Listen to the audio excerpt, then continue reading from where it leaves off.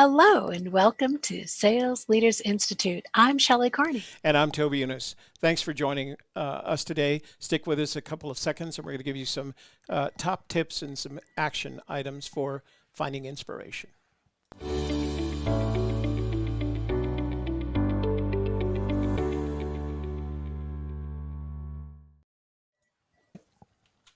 Today, we'd like to offer you some top tips for finding inspiration.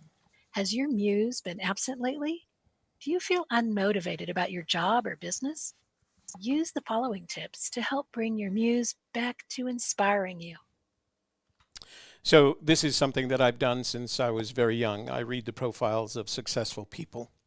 Don't try to do everything on your own. Get inspiration from people who have gone through the pain and effort of what you want to accomplish. Use their success, and more importantly, their failures to draw inspiration from. On that same note, open your eyes to the people around you. Sometimes people get so caught up in their day-to-day activities that they don't see what others around them are doing. Many times these other people are doing extraordinary things, and we can use them for our own inspiration. You can do this both at work and in your community.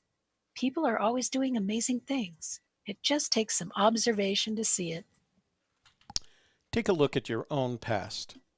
Most people have accomplishments they have forgotten about. Try to remember what you have done in the past that excited and inspired you. Sometimes just thinking about them can inspire you for your present life. Toby and I both enjoy keeping a journal, and we suggest that you do as well. You never know when your muse is going to pay you a visit. When you get an inspiring idea, if you don't write it down, you'll probably forget it. It could be something as simple as a small notebook with a pen attached. Or you could use a smart device for this purpose. Just make sure you carry it around with you wherever you go. I'm a big fan of Zen via hard work. So you need to learn to rely on hard work to inspire you. Inspiration alone, though, will not get much done. When you work hard at something, you will often find the work itself inspires you. People see different ways to do things simply by performing the tasks in their jobs. Sometimes they try something they haven't tried before, and it works out in ways that they would have never imagined. This only happens because they choose to work hard at their jobs. Get outside your comfort zone. If you interrupt your brain from its normal way of thinking, it will think in ways you've never thought about before. Try to set some stretch goals and just step outside your comfort zone. Do activities that you and others would not consider normal for you.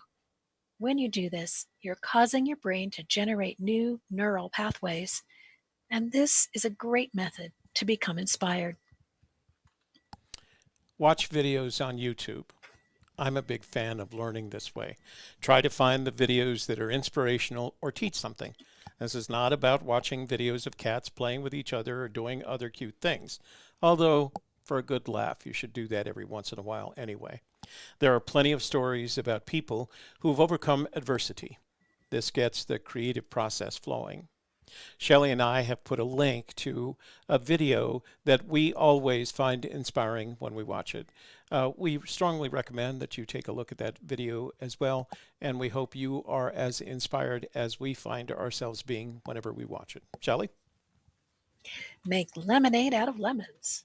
Basically, you want to look for the gift in every situation. Try to always turn problems into opportunities. You never know until you try. So let's go on to the action steps. This is action step number 1. Read some books. Read 2 books in the next couple of weeks about successful people. Or do what I do. I use Audible and I listen to my books when I'm doing something that I can be distracted by. So for example, when I go on my bike ride or my run, I listen to an audiobook. We've put a list of those books down below in the description box, and with links to them. One of them we discovered, the Tony Robbins book, Awakening the Giant, is no longer in publication, but there is an Audible version and there's a Kindle version. And if there's any book that you want to read that you'll find inspiring, it's Tony Robbins, Awaken the Giant Within. Shelley? Action step number 2, think about a failure you've had in the past year or so. What can you learn from it? What was the outcome of that failure?